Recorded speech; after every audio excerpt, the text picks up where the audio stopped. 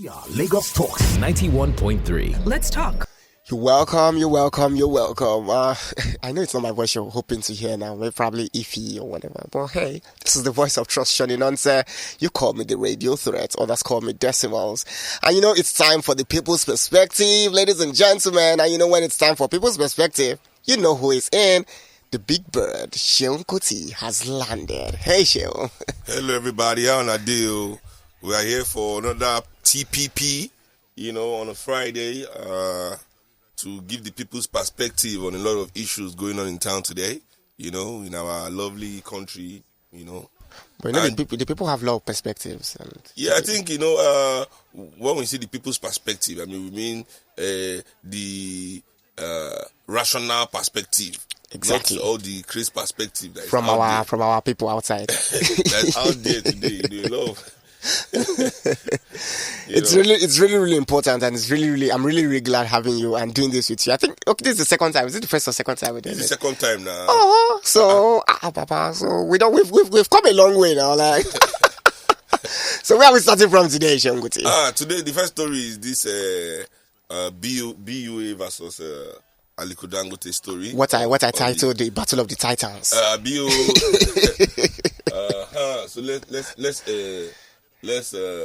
So the headline, I think, goes Dangote BUA row spill over to sugar business amid allegation of policy breach. Story goes Aliko Dangote and Abdul Samad Rabiu, Africa's richest and sixth richest man, respectively, according to Forbes' estimate, have squabbled over compliance concerns relating to the backward integration policy of the Nigerian sugar industry, compounding an already messy dispute over the ownership of a cement site. Mr. Dangote, chairman of Dangote Sugar Refinery PLC, told the Minister of Industry, Trade and Investment, Niyi Adebayo, in a letter seen by Premium Times, that the establishment of a sugar plant by BUA International Limited, owned by Mr. Rabiu in the Port Harcourt Free Trade Zone, was out of tune with export laws. The midterm review conducted by the NCDC, as the National Sugar Development Council, was clear in its conclusion. BUA has failed to invest substantively in local production or comply with its undertaking under its BIP. Mr. Dangote said in a letter jointly signed with John Kumantaros, chair of Flour Mills of Nigeria PLC, a fellow maker of the product. BUA intend only on importing and refining raw sugar whilst claiming to be investing in developing sugar plantations in order to qualify for quotas to import raw sugar. Relationship between both men became frosty in June 2020 when BUA Cement, majority owned by Mr. Samad, got a restraining order against Dangote Cement, where the Africa's wealthiest man wields the majority stake after the police invaded its 3 sites in Obu, Okwela, Edo State. That's the gist in general. So, now it's time for the elephants to fight. Yes, to balance the story out, it's good to let everybody know that Mr. Rabiu has also responded to say that it is Dangote that is actually not meeting what they called, I think, I forgot the technical term, but what they were saying was that investing enough in local consumption, in manufacturing for local consumption, and that they were angry at him because he refused to hike the price of sugar. Yeah. So basically that was his response to these allegations. Right. This generally goes down to what we talk about.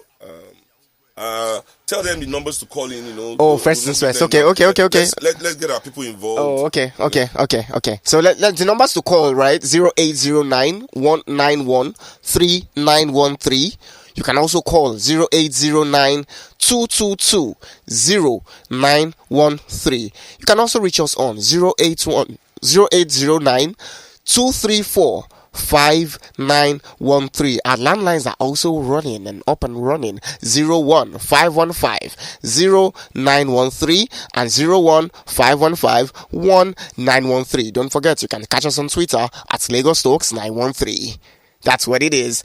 So, we're talking about Dangote. But isn't it the same Dangote and BUA that had clashes on the whole COVID-19 vaccine issue? That one person paid for COVID-19, the other didn't pay the COVID-ish. Yeah, well, I think this whole issue is we as Nigerian people are the, as you said, the elephant are squabbling. Exactly. We as Nigerian people are the grass that they are trampling on. In this squabble. In terms of nutrition, in Nigeria is one of the countries in the world that is not meeting International standard. Yeah. For nutrition, especially for the children. Yeah. So we still have all these nutrition-based illnesses like kwashiorkor, rickets, all these things that affect young people that are not being fed properly. That we should even hear about in the first place, if it's a nation that works. I mean, so to hear, like, this even brings me to like all the strikes going on in Nigeria today. Right. Our doctors are on strike recently. The court, judicial workers, all judges, everybody are on strike. And those ones can strike. Poor people never they go court before. I mean, ASU, strike. Yeah. Even the workers of university have gone on strike. Exactly. And in all these strikes, what I hear is our allowance, our salary, our benefit. So even if you look at these two heavyweights that are slugging it out now, you find out that they are slugging it out over their own interests. Exactly. Not in their ability to improve the profits to be made. Yes, profit, that's what they want, not their ability to improve these services to the people.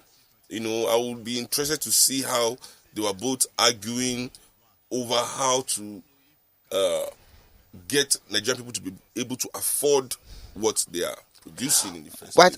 I thought you said when BUA said that they were antagonizing him because of he doesn't want to hike the price of sugar. But even the price it is now, is it affordable? Exactly, for the common man? exactly. I remember the sugar made by Dangote. There was a time when it was maybe 50, 100, and I think it's around 200.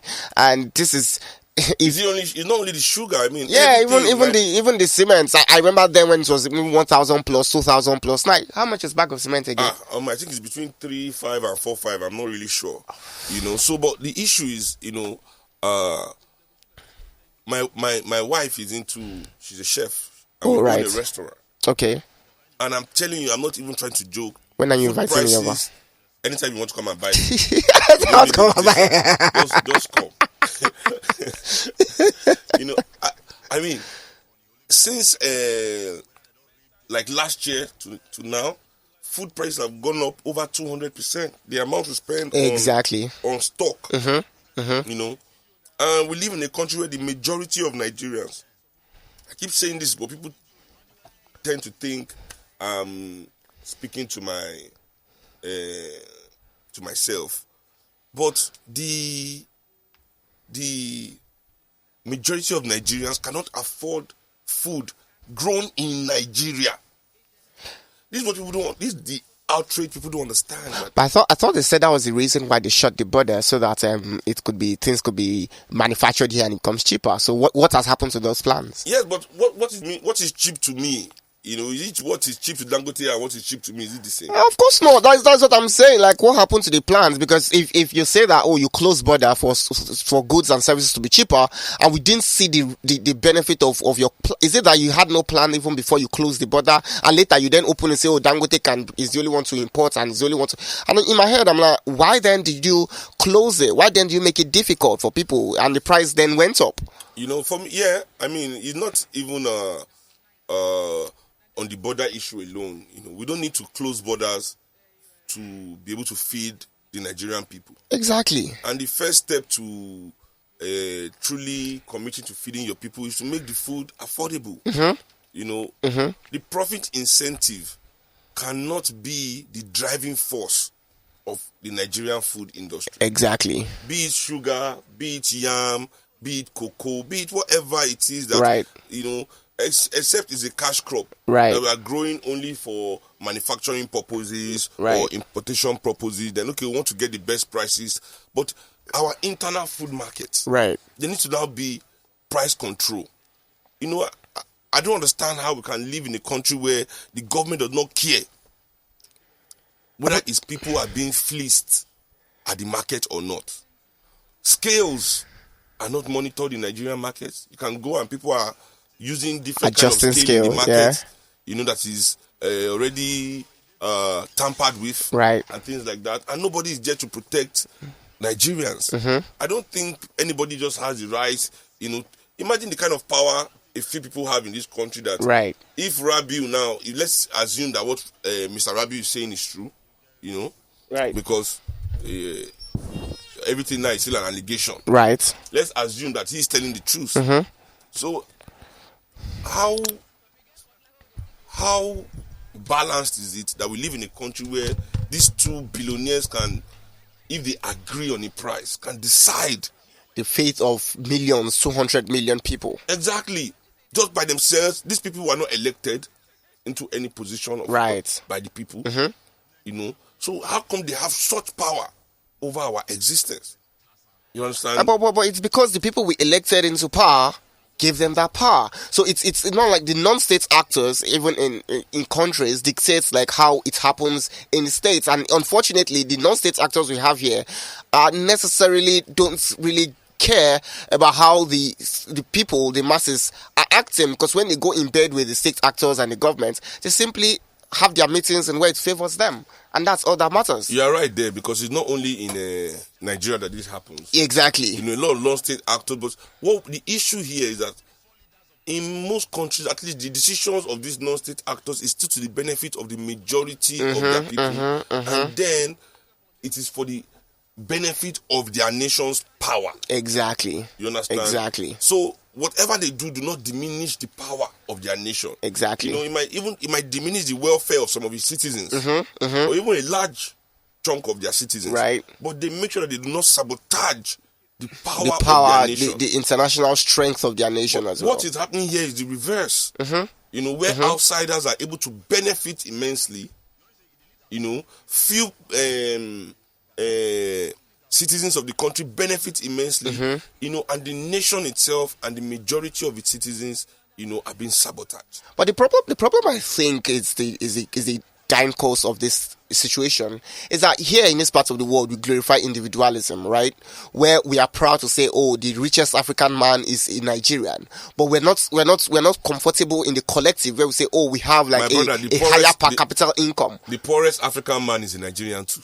Exactly. No, but we glorify the richest guy. That. We never can tell that. We don't have the facts to back up. I'm telling you. Have you been to the north of Nigeria? You've not been to South Sudan. I said my sister went to school in Yola, to serve in Yola. Don't worry. So don't worry. There's nothing that is happening in South Sudan that is not happening in Yola. I'm guaranteeing you that. There's nothing that is happening in South Sudan that is not happening in South. But there's no stats for poor people. There's no rich people that have statistics. No, it's rich people's statistics that Forbes. Yeah, we are saying the same thing now. Yeah, it's the same thing. There's statistics for Nigeria is the poverty capital of the world. No, that is what I'm saying. That's the collective. So in collectivity, if we are the capital of poverty, by average, by median, that means there are so many poor people. By median, we have the opportunity to be the poorest. We have more candidates. I like what you said there. We have the opportunity. We have more candidates to put in this poorest competition. So it's an opportunity to be. Thereby, we have a high chance of also being the poorest. So by probability, as a mathematician. So this is a poverty Olympics. As a mathematician, by probability, right, the poorest person in the world is in Nigeria. Okay. It's fine. At least we took the top and the bottom. So at least not really bottom. We pad them well. We pad. Can we open the lines for? No, of course.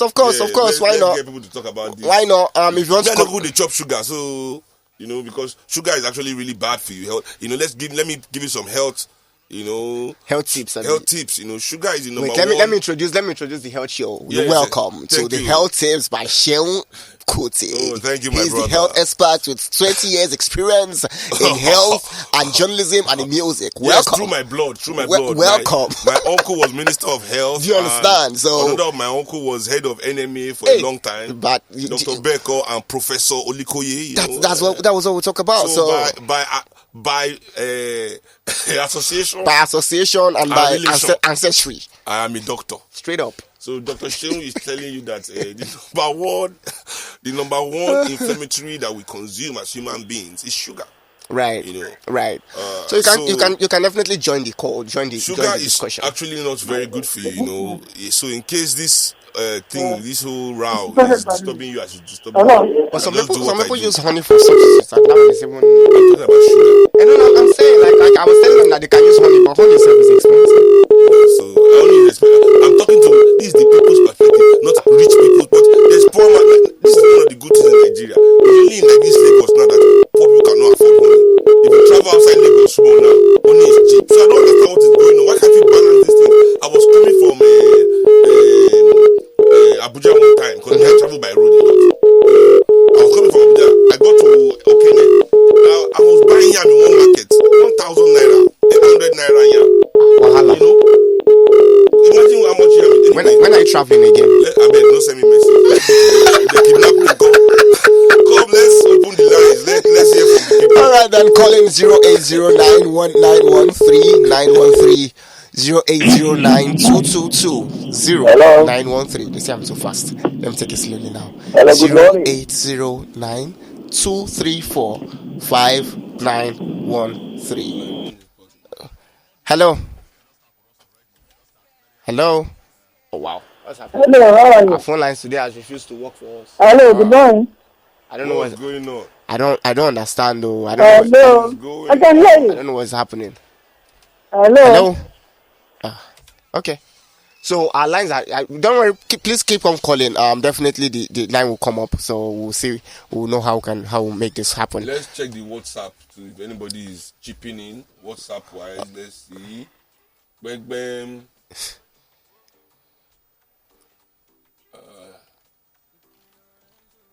I don't know how to. Hello. Hello, good morning. Hey, good morning. Finally, good morning. Yes, good morning, Mr. Show. I know be Mr. I never miss my star.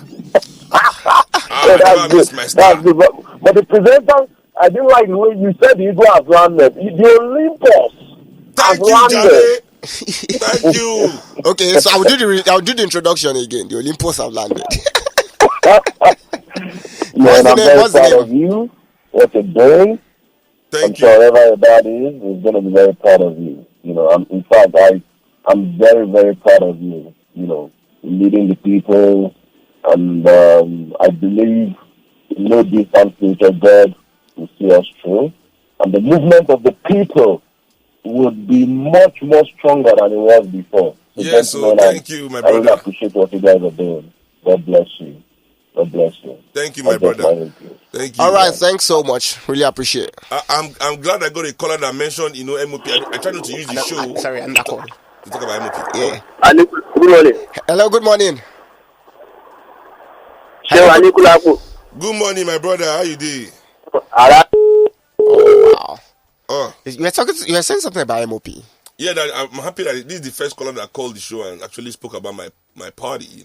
And I try not to use the show to do cheap publicity for my party, but it's good. Somebody mentioned it's the people's perspective. So and it's the movement of the people. So it's all joy. Yeah, it's everything joy, my brother. It's all trust. joy. That's why I trust you. No mind. It's all joy. Oh yeah, let's take the second story today. Right. Buhari says he's taking short rest in London. Hey. Writes Jordanian king. Mr. Buhari, appropriate, said this in a letter to the king of Jordan, Abdullah al-Hussein. President Muhammadu Buhari has described his latest medical trip to London as a short rest. Mr. Buhari said this in a letter to the king of Jordan, Abdullah al-Hussein. Mr. Buhari traveled to London last week for medical checkup, according to his office. He is due back in Nigeria in the second week of April, his office said. The president has been criticized by many Nigerians for traveling for medical treatment at the time the resident doctors in the country were preparing for a nationwide strike. The doctors commenced the strike 2 days after the president's trip and are still on strike. Details of Mr. Buhari's letter to the Jordanian king was contained in a Thursday statement by Mr. Buhari's spokesperson, Garba Shehu. You can read the following statement, with your own data. Let's because What if the people doesn't have data? I'm just I'm because joking, data is also per capita. Nigerian data is the most expensive in the world. No, of course. The percentage of what data costs in relation to what we earn as minimum wage. Nigerian data is most expensive, you know. Anyway, okay, let me read it for the people. This is the people's perspective. Yeah, the people. But I don't think the full letter is here. But No, anyway, just. let me just give the people. President Mohammed. Oh, it's just the statement from the spokesman that is here, actually, not even the letter. So, but I'll give you some parts of the letter. The letter reads in part: while here in London taking a short rest, I can read this letter like Buhari. Let's try it. While here in London taking a short rest, I was profoundly disturbed to read from international news agencies of attempts to destabilize the Hashemite kingdom of Jordan. Your exemplary leadership since ascending the throne has attracted worldwide admiration. Relations between Nigeria and Jordan have been excellent, and I thank you for the part you have played in this relationship. Your Majesty, I am most heartened that matters have now been resolved, and I pray that the Hashemite kingdom continues to not only remain peaceful, but also a major beacon for hope and region under your Majesty's wise guidance. Thank you very much. You know, so I mean, that is it. Not only did I read the letter for you, I brought in the spirit of the president. You know, so you at least, invoked it. You know, I invoked the exactly. You have the religious. You know me, I'm not religious. I invoked the spirit. You invoked it. You know, so yeah, and I'm sure that's how the president of Jordan too. The king of Jordan. That's how he read it. He read it in his. You know, yeah. So I mean, Nigerian people, you know, I think we deserve, we deserve rest. We deserve rest from no light. We deserve rest from no work. We deserve rest but alas, nobody is giving us rest. Let's be happy that some people have the opportunity to take rest, you know, in the midst of everything that is happening in Nigeria today. You know, I think the president of Nigeria, leaving Nigeria at this kind of point, shows a huge disconnect between what our politicians feel, right, and what the people of Nigeria go through. Exactly. You understand? Exactly. I mean, it's the immorality of it. Because this is not being appropriate, right? It's immoral. That is what it is. And our president is a staunch Muslim. Right. You understand? Right. Surrounded, his vice is a staunch Christian. A pastor. You know, so me, I'm not a moralist.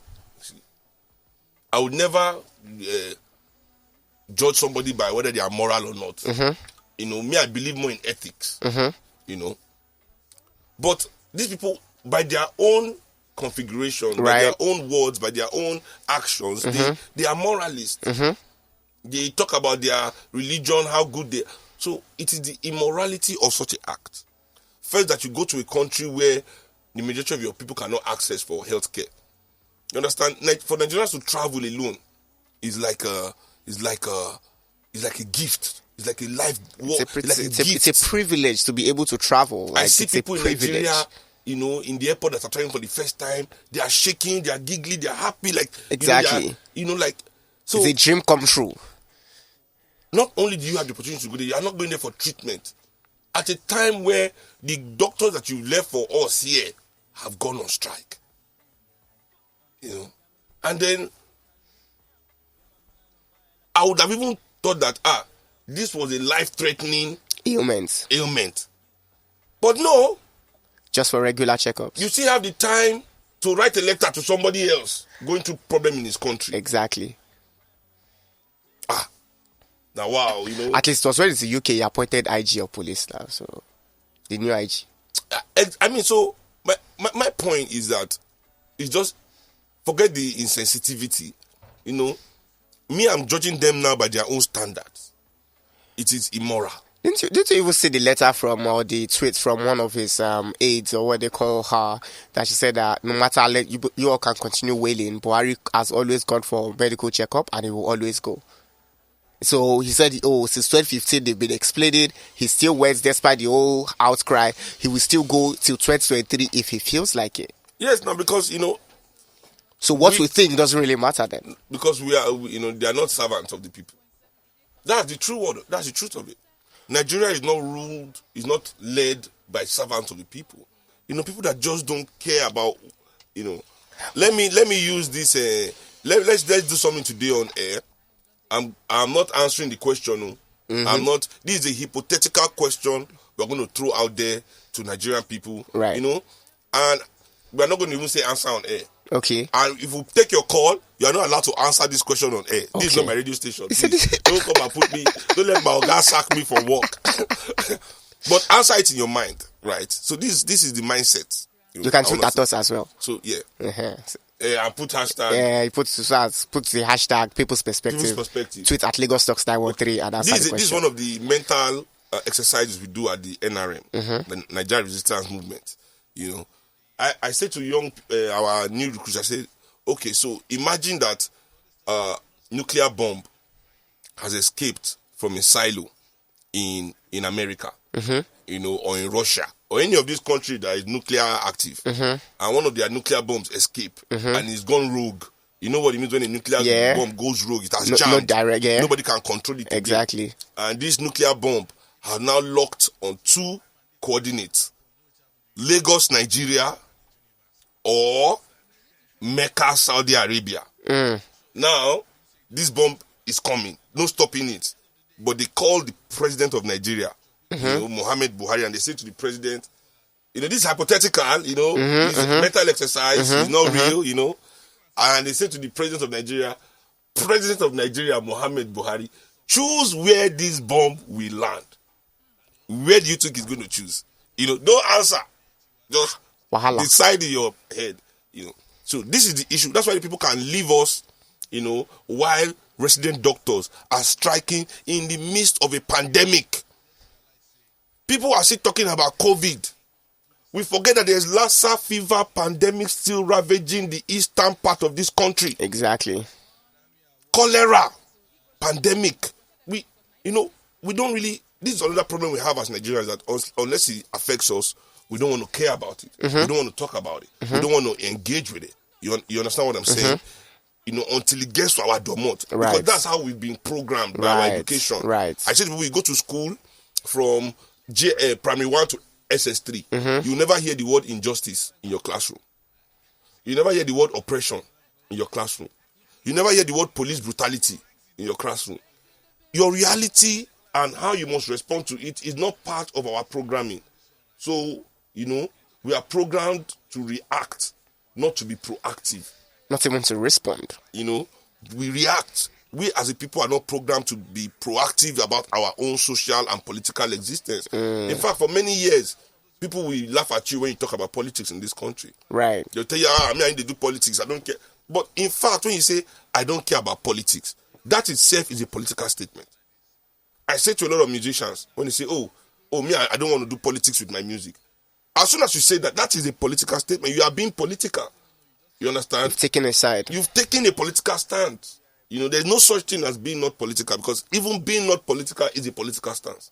You understand? So we must engage for our own betterment, because obviously, people are taking short rests, while we are going through long suffering. But do you think, Sheon, that it's high time we started or we enacted a situation where you are not allowed to go for medical, once you are a leader or a politician whatsoever, you can't go for medical checkup in outside the country? Do you think it's high time we did that? I feel not medical checkup. All Nigerian, not only politicians, I think everybody that is involved in the machinery of Nigeria. Of course. So even the private sector. Right. People that are running our lights should not be able to own gen.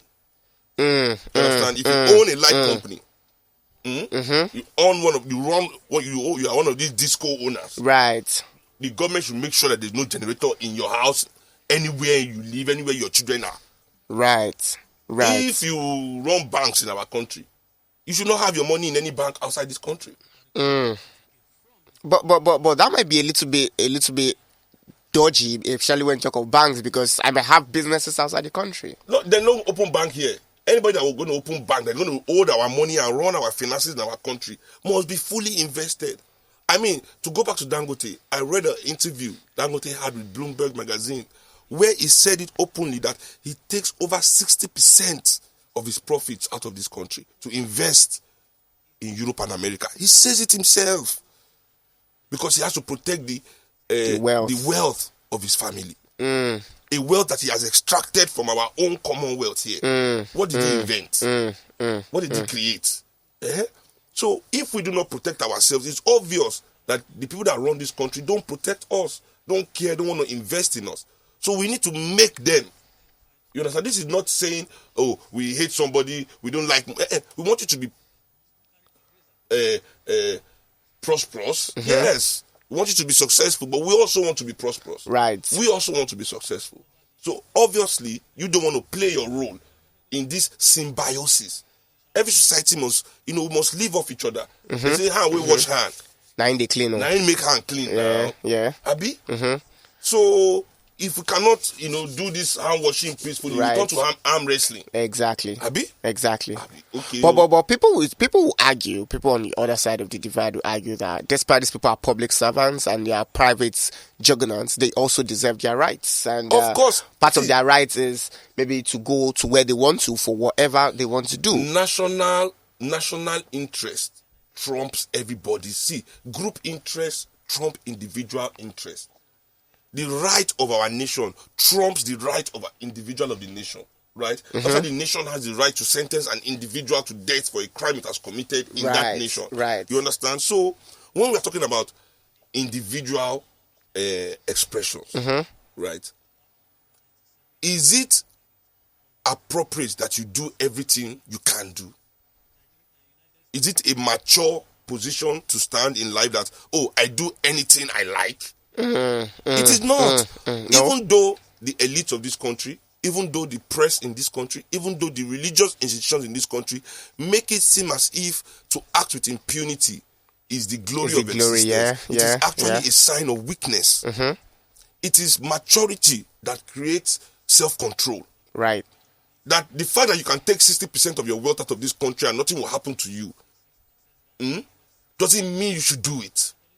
The self-control to say, oh no, I know my nation needs this more than just me and my family. In fact, I know I got it from this nation and I should use it for this nation. That is the appropriate thing to do. But if we as a people cannot make those decisions on behalf of this nation from the goodness of our heart, then the nation must make those decisions for itself. You understand? Right. It is not about, I'm not saying anybody should. Yes, if it is yours, take it anywhere you like. If it is your own, take it anywhere. If you are not the president of Nigeria, you have money to go to England to treat yourself. Go. In fact, if you like, don't come back. But as long as what you are taking, you are extracting it from the people of this country. As long as your privilege, your opportunity comes from your service or so-called service to this country, then we must hold people to higher standards, or else we'll never improve as a country. But people will argue that, especially for corporate individuals and corporate institutions, people will argue that these individuals I mean entity now as an individual, also they embark in CSR, corporate social responsibility. That's why you find someone like Dangote building roads, someone like doing health reach, and all of those stuff. How many roads? What roads? He has done one or two. This tokenism. Let's not talk about. Let's not glorify tokenism. Let's not glorify tokenism. Somebody is the richest black man, the richest African in the world, richest black man in the world. Talking about he's done 2 roads. And he didn't do it. He gave cement. He will argue that it's part of my contribution to Nigeria. It's not enough. It's not enough. We are proud. We can proudly say that it's not enough. We can proudly say so and not be shy and not be ashamed to say that it is not enough. You understand? So you think that if we're able to curb people's ideology or people's morality, right? Say that, oh, you know what? Since if you're ready to hold this particular position, if you're ready to be in the president or the governor, you should also be ready not to even go for anything outside the. See, as far as I'm concerned, I also think that they should be forced to actually patronize Nigeria, right? So Nigeria clothes, Nigeria cars, Nigerian this. No, it is use Nigeria hospital because that is why you are there. Let me give you something. Let me give you another. See, all these billionaires we have in Nigeria that extract our resources and use it by the license we give them Because all these licenses you operate with is in the name of the people, right? Of course. So we give it to them. How many of their products is in top 10 in the world? Of quality. Yeah, that's true. So they do not even invest in the improvement of that industry that they make money from. Right. You understand what I'm saying? Right. That they are billionaires from that. Many of them are the richest players in the world in that industry that they are in. Right. Nobody can compete with them. They are holding that kind of control in those industries through our largesse Our resources. as Nigerians. There is a largesse we give to them. So, I'll give you the story of Ford and Bridgestone. You see, Bridgestone was exploiting rubber in Africa. Right. It was a rubber merchant. His good friend, Ford, had the idea for the Model T. It was from the excesses of Bridgestone's exploitation in Africa. He started investing in Ford's research and development. And that's how we have the Ford Model T. You understand? Because she said, that car too will need to use tire. Right. Rubber. Right. You understand? The Nigerian elites are not investing in that kind of industrial stimulation in our economy. Instead of them to spend that money on research and development, even in their own industry, that will bring in young people with ideas, that will engage young minds, and not only in their own industry. Instead, they rather invest in the service industry, party event planners. So we have young Nigerians, instead of facing the development of our country, abandoning engineering degrees to go and become tailor. Because that's what they want. To become event planner. Abi? Chef, cake bakers. That's what we have all over the place. Young people trying to become entrepreneurs. Let me tell you, I'm not knocking entrepreneurship. Entrepreneurship is great. But entrepreneurship cannot save us. It can't. If entrepreneurship was the answer, the Jews were the most entrepreneurial people in Europe on the eve of the Second World War. Why didn't their entrepreneurship and all their money save them? Why? If entrepreneurship is the answer. The Jews are the most entrepreneurial people in Europe on the eve of World War II before Hitler descended on them and threw them all in labor camps overnight. So the things our nation needs to grow, its engineers, its accountants, its lawyers, are being sucked. Teachers, for example, how many people want to be a teacher? Why would anybody want to be a teacher in Nigeria? You understand? So it is the fact that these people, that they will never put their children through these systems, through these institutions that they create. They have the right to damage the institutions and then avoid whatever repercussion, But don't you think? Okay. No. But don't you think that, for example, the story we're looking at, like Buhari going out maybe for medical checkup and vacation, don't you think this is the reason why the doctors around know that, you know what, these people, because they can always jet out, they will not improve this healthcare? But as I said in the beginning of the show, like all these strikes going on, none of the strike is about, we doctors are on strike because of our inability to deliver the kind of service we want to our people. But that's why they jet out. That's why they jet out of the country, because those countries give them the platform to actualize and to self-actualize, right? And to give them good salary. Yeah, it's part of it. But at the same time, who will fix ours? If all the good doctors run away, who will fix ours? But the people who are to fix it are not using it, so they won't fix it. It is not. You see. Yes, the government is not fixing it. We've had this. I don't want us to discuss what we discussed last week. Yeah. The fact that the government is not fixing it means that the government doesn't care about the public, right? We are the public.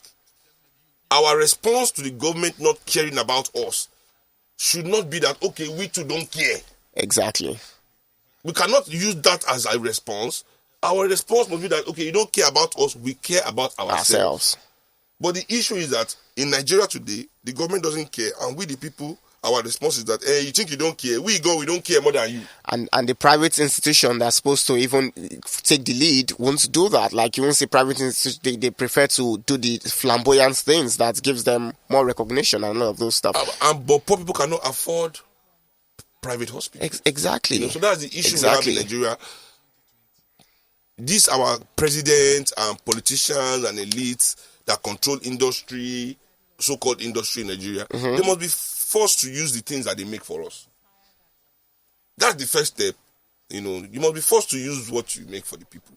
If you are forced to use it, then I'm sure you'll be improving it. Why not? Why not? If Buhari couldn't go to London to treat himself and do checkup, I'm sure he would have brought some good doctors to Nigeria to start training Nigerian doctors to teach them how to treat him, what is wrong with him, all the things that he needs would have entered, that which would have been able to use it. But during Corona, they brought some people from China that we don't know where they went to again. The other one are government magic. Nigerians forget that Nigerian government is expert at government magic. So funny. We've had different pandemic going on, epidemic going on in the world, in Nigeria, since 2019 December. Have you heard that they built one hospital? It's not useful. Yeah, of course not. Just one. Someone was telling me a story. Have you heard that one hospital has been fully renovated? Okay, they don't even build. Okay, new bed, new everything. Now 10 to the build isolation. Someone was telling me a story. Before we get lost in this discussion. Let me go say this story. Someone was telling me a story that he was going out for a medical checkup, like one of the middle class citizens of Nigeria, and he met a politician because they know themselves. So it was, where are you going? So I'm going for a medical checkup, and the politician was like, better go. This country will not give you proper medical checkup. And I was like, okay, if it will give, so who was to provide the medical facility that we are to use in this country? Isn't it you guys, the politicians? And you're still encouraging people who can afford it to go out. Anyways, is what it is. Good morning. Hello, Aisha. Hi, good morning. Welcome to the TPP. Oh, I think we lost that call. Yeah, let's try another one. Let's see.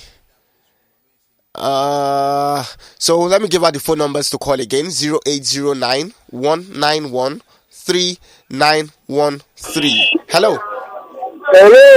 Hello, good morning. I don't understand.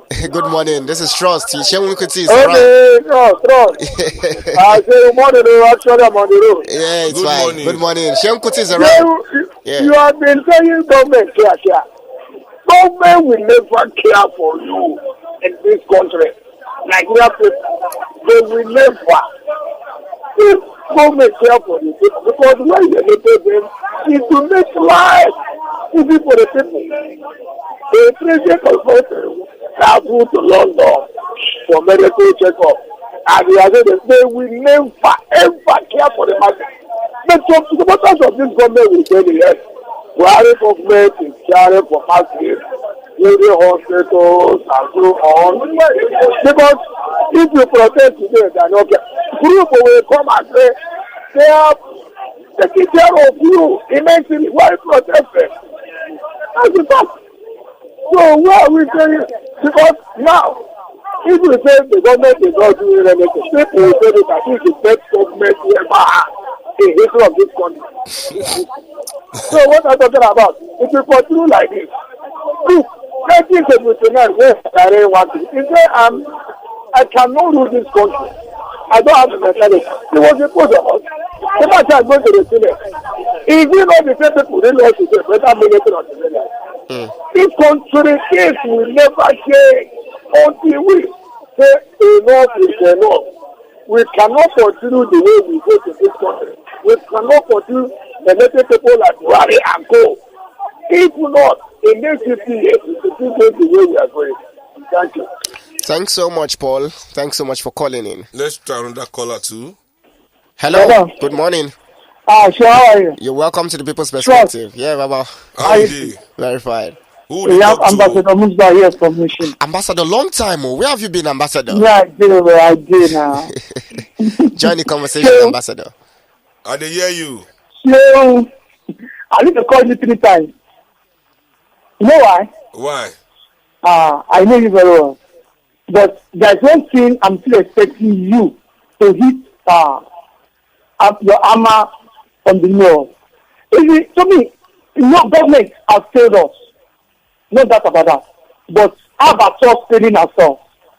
We already failed ourselves in this country. Because we we have everything at our fingertips, but we fail to make use of it. Not by violence anymore. Look, let me tell you something. You increase the former President Jonathan Goodluck to organize a concert. Nigerians, those who have money, collect almost 4 million for that company. And I think we will still blaming the out of senators for collecting money. So what are the difference between both of them? You do compare to debate about Nigeria, to ask the to move forward to collect 4 million, 12 million. For what? Look, until you have those some who want to do something for this country without collecting teaching. I know I'm in pain. Those of us, not by math anymore, not by math. You can't just sit down in your bedroom and say, oh, go and do this. You come out. They just come out. Like one person just say something like this. They sit around the way this thing happen. We put out the streets, we get wounded, get injured. After they come back, I enjoy. Look, this no more. Until you and I ready to come out.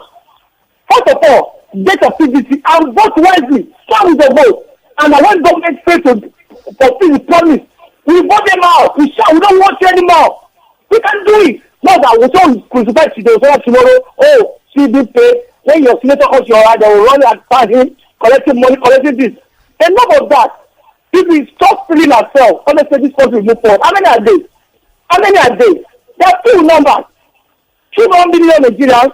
Let's say all of them 1 million. They are very few, but with that, they are tuned every day by day. If the country does that, so Jesus has come. This outfit will be. Let me go back to my place in Mushigari. Thanks so much. Yeah, okay. I like his perspective on the issue. Right. Yeah, the Nigerian people, as I said, Exactly.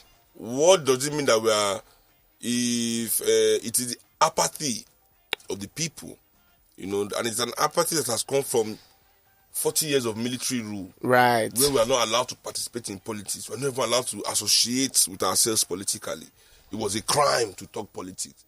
So for years, everybody were afraid, being afraid of politics, and things like that, thinking it doesn't concern me. Yes, but now that mentality is changing. Mm-hmm. I mean, look at the reception, the grand reception that the youth gave to Governor Sanwo-Olu when he was leaving the stadium after the Super Eagles match. I mean, what a grand! I'm sure he was happy with the. I mean, I'm sure he must have seen himself as a great man after that. So it's for me though. It's the audacity, because first things first, people are saying. I think the audacity, because of the apathy, right? Our politicians have the audacity. Imagine you are in the country and you still have the temerity to send letter to the Jordanese, Abidjan, what they call them, the king. Do you understand? Like, let's see what's going on Twitter. Let's see what's going on. Is there anything going on with the show on Twitter? I'm trying to load the Twitter page from my own device and it's not loading. That's the issue. But let's see. I hope it loads before time run. Hello, good morning. Yes. Good morning, Sue and Sean. Hey, good morning. Join the conversation. Yeah, my name is Sebastian. Yeah, how you doing, Sebastian? Yeah, I'm doing well, Sue. You see, Ambassador was called just now, eh? He know what in the talk, oh. Yes, sir. Ambassador lost his side for June 12th, at transition of June 12th. He's basically impaired today because of that. So when we say people to come out and take part in what we believe in, people should actually come out. You are part of them. I know one guy, Papa day for house, Mama day for house, I get 4 child. Now they make us see what we do so. That is how we can take what the politicians are giving to us and they're feeding us with. Because people will say it doesn't concern me, it's not happening to me. But the way it is at the moment now, it will happen to everybody if we're not careful. Yeah. It's true, but we need to get to that point where we can come out and say enough is enough. Thank you, Sebastian. And I also believe that Nigerians coming out today is not necessarily us coming out to protest. Nigeria coming out today means we are organizing to take political power. Exactly. It's not every time we should be meeting these people on the streets and be allowing them to use violence. We must meet them on the stage of ideas as well. Thank you for calling, Sebastian. So, Yes, which is why every young person who is of voting age should go and get a voter's card. yeah, well, I mean, we are saying that June, they're going to start in June, so I'm sure many people will go and get voters card. I mean, Nigerians already have a lot of voters card. I think they said over 60 million people got one time. How many? But only how many people were voting? 10 million people voted. That'd be 12 million in the last election.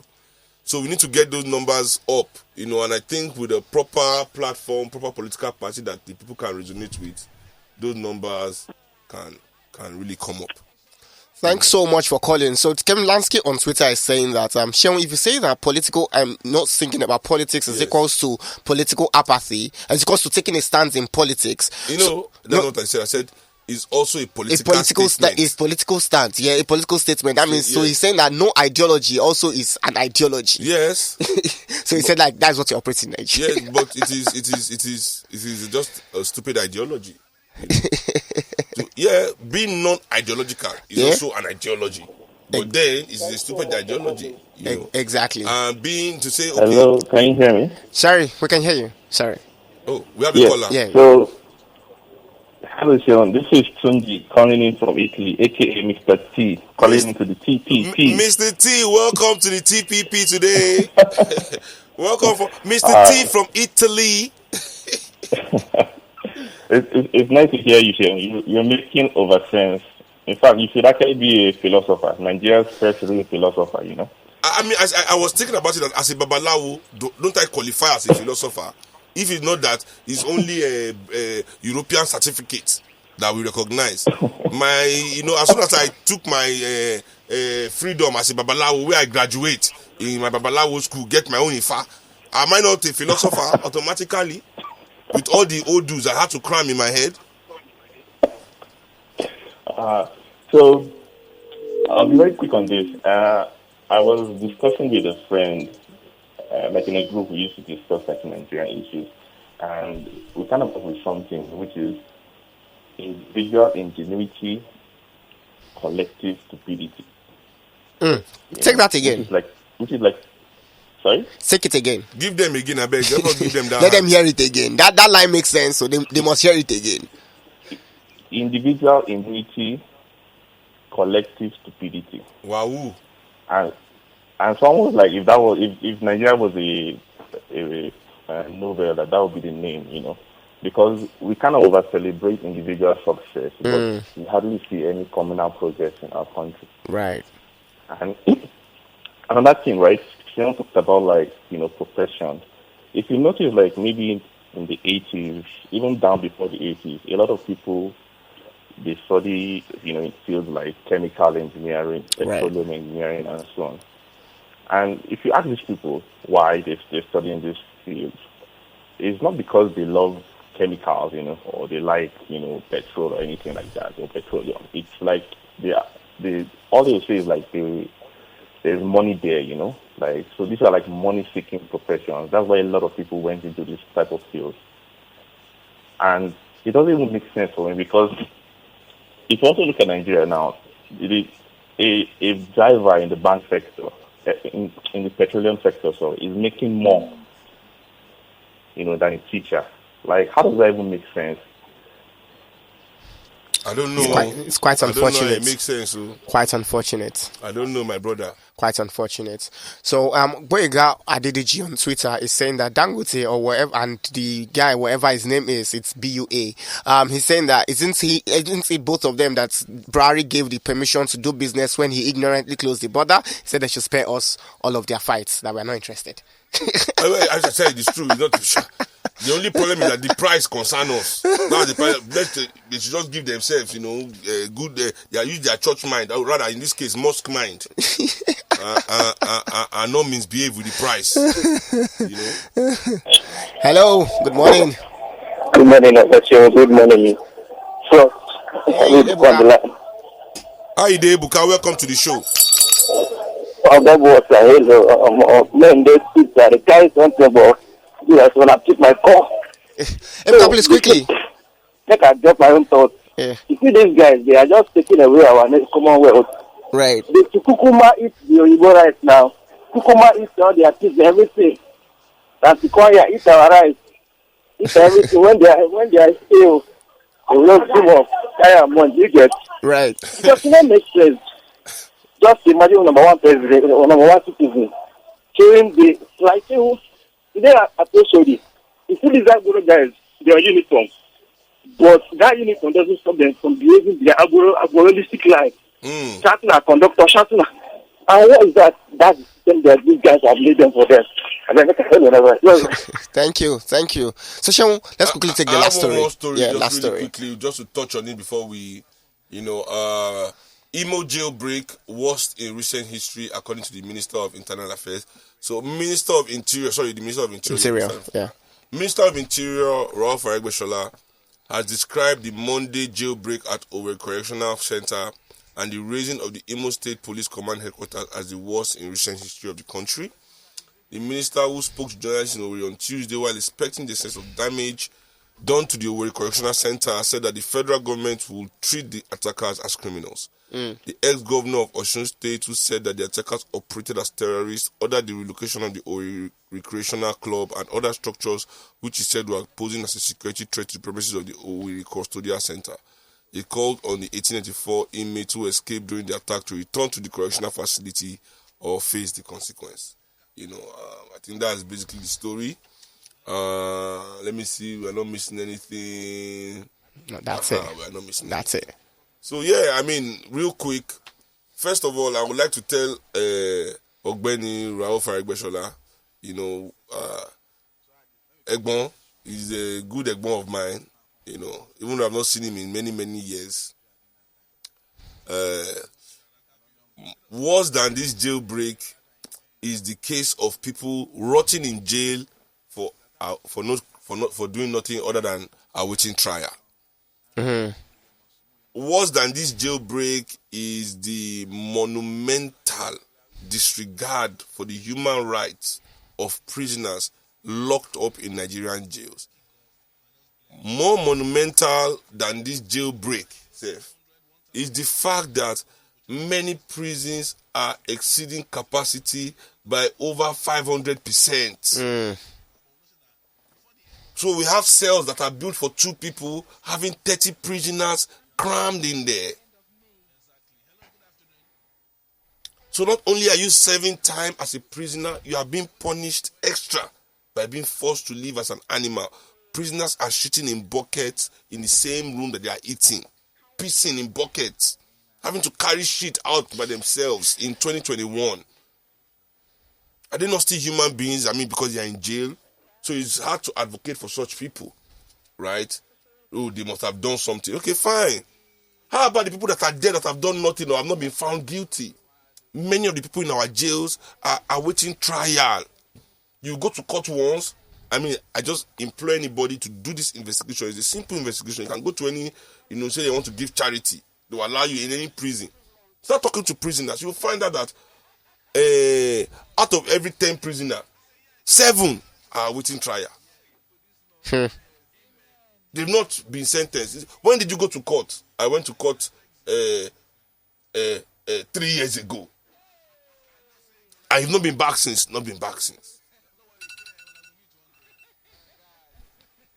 Because they are and they have nobody money. And they have nobody to call on. So what are we saying here? I know people have escaped from prison. It's 12 noon. We have to wrap up the show. Right. Yes, but the government too needs to do better. Exactly. For the conditions of prisoners, or else, in fact, I see this, I will begin to see this escape as freedom. It's true because, the conditions are appalling. They are really, really appalling. Pretty appalling. It's 12 noon now, so it's time we say goodbye on the show. The time just flew by. It flew by today. I don't understand how that happened. I was shocked when I realized I was not taking a third story. I think it's because everybody was concentrating on the story. Nobody was distracted by Ife's beauty.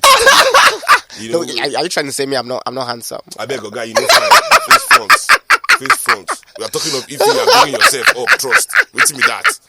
Lagos, so thanks so much for joining us on the show. So Sean Kuti, we love you. Thanks for joining us on TPP, and Lagos drivers are people that are giving us safe road. Happy weekend, everybody.